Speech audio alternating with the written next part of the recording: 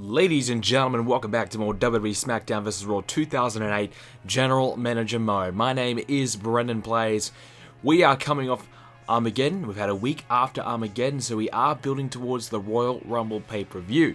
So we are looking to make an impact this week and try and up the ante a little bit perhaps, and we'll see if we can improve our ratings. And we had a pretty good show last week, I thought, and I think we scored a 3-star rating, and even though it was meant to be 4-star or something like that. I don't actually think we might have, I think I'm backtracked. I think we actually gained a little bit in the ratings. I'm not sure, but we had a pretty decent run. I think we did okay. So we are on the improve. We are on the mend. We're trying to continue our momentum and trying to salvage what we can towards the end of the series as we approach the Royal Rumble. And it's looking pretty good, though, for the Royal Rumble. I think we have a lot of good contenders for the Rumble, so I'm looking forward to seeing how well we do in the Rumble, and hopefully we can actually take out the Rumble match. But we have a lot to work towards before we even think about the Royal Rumble. As we take a look at our rivalries, as you can see, we have a few going on right now, which is always a bonus to the show. It's always handy to kind of bump up the rivalries a little bit, and you know, you have the rivalries going, it's going to improve your ratings at the same time. So we are doing a little bit of trophy dates. I know I don't really like to do them too much, but I am doing a few of them just to kind of keep our guys at where I want them to be at the main event level, or, you know, in that mid 80 range, low 90 level. Some of the guys are starting to fall off the wagon a little bit. I mean, I think Triple H's popularity went down to 89 or something, so we need to try and bump his up, for example. So now it's up to 93, as you can see. So we are going to do a fatal 4-way match for the World Heavyweight Championship, and a few of our guys just don't quite have the the popularity to do so, and we do want to kind of stick to our rivalries at the same time, as you can see. So we couldn't do Shawn, couldn't do Triple H, they just weren't popular enough, so just made it difficult, just made it a pain in the ass to try and, you know, do anything with it. So we are going to make it a triple threat match, and it's a big match. Triple threat, our top 3 guys on the card in that match. It's going to be pretty awesome. So we're going to hype that one up. That should be a good one, and we're going to try and make our other matches good as well. So we're going to make that a TLC match at the same time, just to bump it up even more, and we'll hype it up, as you can see, to try and get the most we can out of this match, because I think we're going to try and build the show around this match. And if we do something big, you know, you make a big impact with the one match, you know, it can still pick up the pieces if, you know, the rest of the show isn't that great. But I still think we're going to produce something good here. So we'll continue our tag team rivalry, as you can see, in the way of a singles with managers style matchup. And we'll also make sure that our other rivalries are facing off against each other. So Shawn will team up to take on Brendan and Batista. He'll team up with Rey Mysterio. Of course, I just realized Batista is currently being used, so we'll change it to Jeff Hardy and CM Punk instead. So Hardy and Mysterio will verse Punk and Brendan. And as well as that, we are going to have some more action as we try. You know, we have a few guys we have to try and, you know, fill in the void and use up there. So we're going to make sure that we are covering all our rivalries, and we pretty much are. We just need to do Triple H versus Randy Orton there, and we'll make that kick off the show. So Triple H, Randy Orton, that'll kick the show off, and we'll pump it up even more with a First Blood. No, I think we did First Blood at the pay-per-view, didn't we? So we'll do a submission match, even though those guys don't actually have a submission. So what the heck? Why not? Doesn't really matter. And we'll close out the card with a 6-man tag team match, using up all the guys that we aren't currently using. So we'll get them on the show to try and, I don't know, make some kind of an impact. I don't know. But that's the goal. That's the plan right now. Maybe not. I don't know. But making sure, yeah, you gotta take a look who we are. Who do we have available? We only have 5 guys available. So I was gonna do a 6-man tag team match, but I guess we'll use Shawn Michaels, who's currently not facing Batista this week because we did a rivalry instead in place of a match, and we're gonna have him take on Johnny Nitro. So some good popularities mixing between there. So I was going to do 6-man tag. We only have 5 guys available. We don't want to do we don't want our guys to double up, because of course we had the John Cena injury not long ago. We don't want that to happen again. So we are going to play as the Undertaker in this one, because I kind of don't want him to lose the championship. on a normal SmackDown, so we can try and win this match for the Deadman and allow him to keep the title. I think that would be best for business. I kind of like to keep the pay-per-views to where we see world title matches and world title changes. So we'll do a world title match, but we want the Undertaker to try and keep it. So try and keep it as real as it gets, I suppose, and instead of, you know, hot potatoing the title, you know, every single week having a world title match, like some people probably try and book their show, and every week you got title matches on the line constantly, and the title's flip-flopping between so many different guys, you lose track. I kind of don't want to do that. Like, I'm going to do the odd world title match here and there and try and bump the ratings up, but want to make sure that our champion retains, unless, you know, we're at a point where we won't have a pay-per-view for 2 months. We need to kind of do something there. You know, at the moment we're only, you know, 4 or 5 weeks away from the Royal Rumble, so not really a major factor right now. Of course, after that, there's no way out as well, so we get that pay-per-view too. So we'll have pay-per-views covered up for the next 3 months. 2 of them into promotionals, but we'll have our own pay-per-view in February, so that should be good as well. That should allow us to probably build on any kind of momentum that we may bring into those pay-per-views. And that's kind of what we want, you know. If we have a successful 3-month run here, we can make a play to counteract the ratings and get ourselves back to the top, which would be awesome. So hopefully we can get something around something similar to that, you know. But here comes Edge, the former world champion. He's taking on Batista and the Undertaker.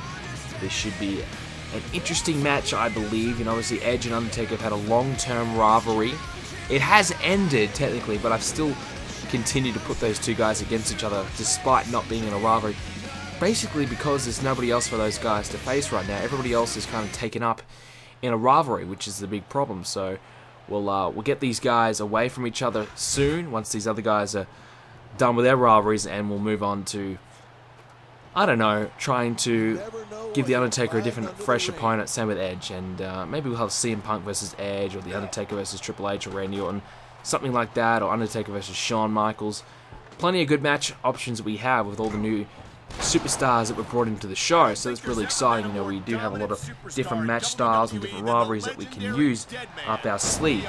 Try and keep things fresh, which is difficult in this game, as I've said many a time. This series, keeping things fresh and different is so hard to do when you have to make the base every week. But you know, I guess the only way to really do that is to bring in different guys every week, and that's kind of been my style. You know, keep the guys who I want at the top, and we'll bring in the odd different guy here and there, and we'll trade out. We'll bring in another top guy from another show here and there to kind of keep things fresh. So far, I think it's worked, but the game not so much. But hey, as long as I think I'm doing pretty good, that's all that matters, right?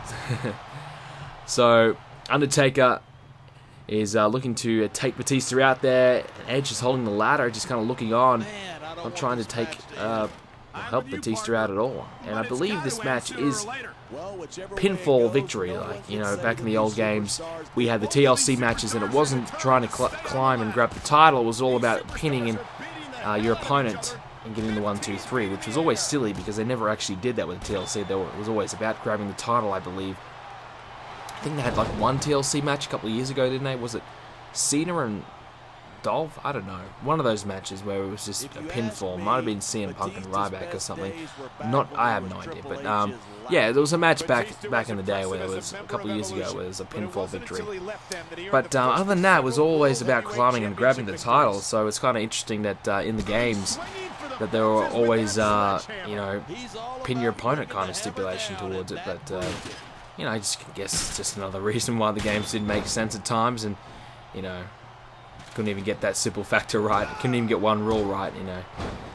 And you think about it, they've done a lot of weird and crazy things in their time, you know, THQ and Ukes, you know.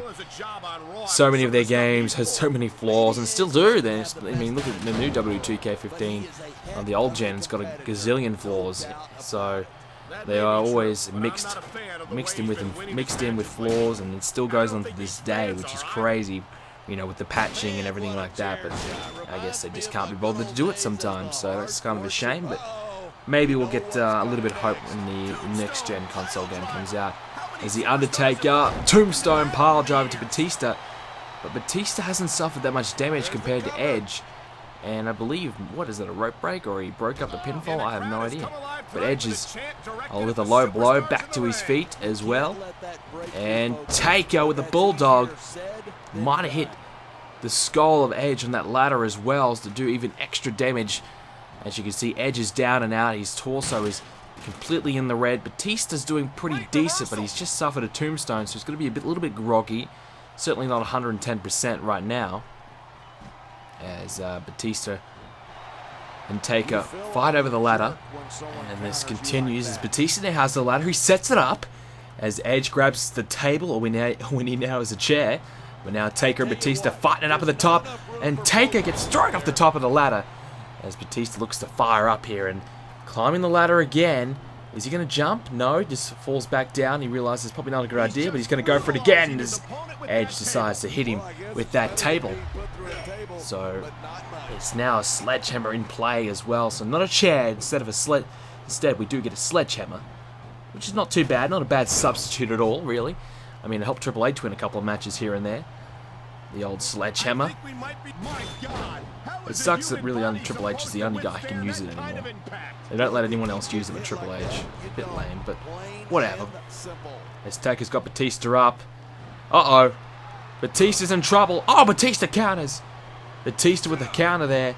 Throws Taker into the corner. And oh, that strike as well. Now Edge is setting up that ladder. And if this was if he had to grab the title in this match on top of the ladder, you know, this would be a great opportunity for him to go and do so.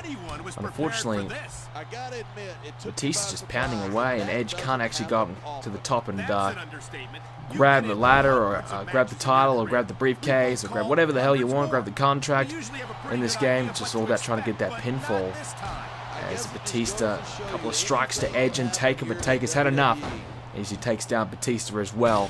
And he's had enough of Edge too with that table, which has been eliminated from this match. And so is the Undertaker as he gets thrown out of the top rope. And now it's Edge and Batista in the middle of the ring. Edge back on top of the ladder. Batista countering. The Undertaker comes from behind.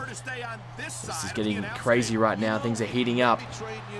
As Batista is fired up himself. Maybe looking to try and take down the Undertaker and Edge. This could be Batista's moment. This could be the time that Batista regains the World Heavyweight Championship. All three of these men in this match have been world champions before. And now Batista has Edge on top of the ladder.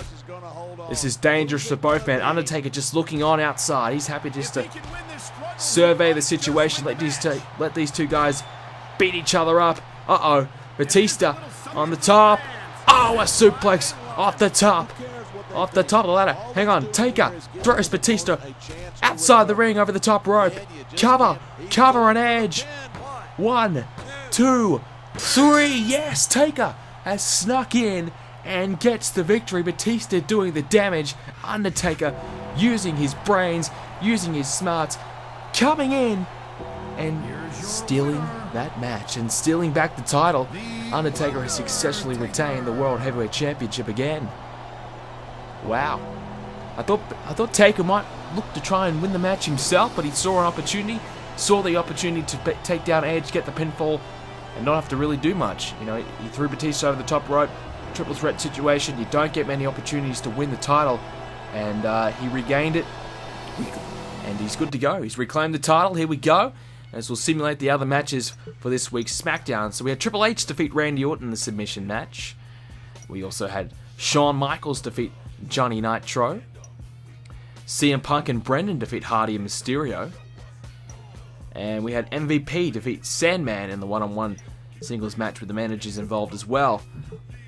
Triple H. Uh-oh. Oh no. Oh no, Triple H. He wants a title shot. Oh no, no, no, no, no, no, no, no, no, no, no. Oh, Triple H has gone to Raw. Oh, you're kidding. Triple H has gone to Raw.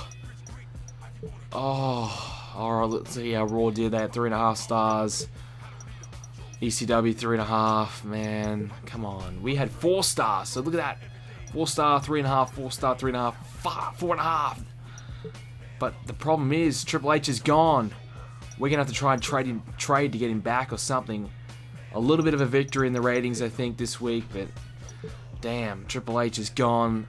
That sucks. A bit of a damper on the good situation. Guys, that will do it from me today. I hope you guys enjoyed. If you did, please leave a like on the video. Subscribe if you haven't already to see more videos. Follow me on Twitter at BrendenPlayz. Like me on Facebook as well, BrendenPlayz. Check out the website, BrendenPlayz.com, and make sure you guys have a great day. Continue the discussion about this video and everything to do with BrendenPlayz by using the hashtag BPZ.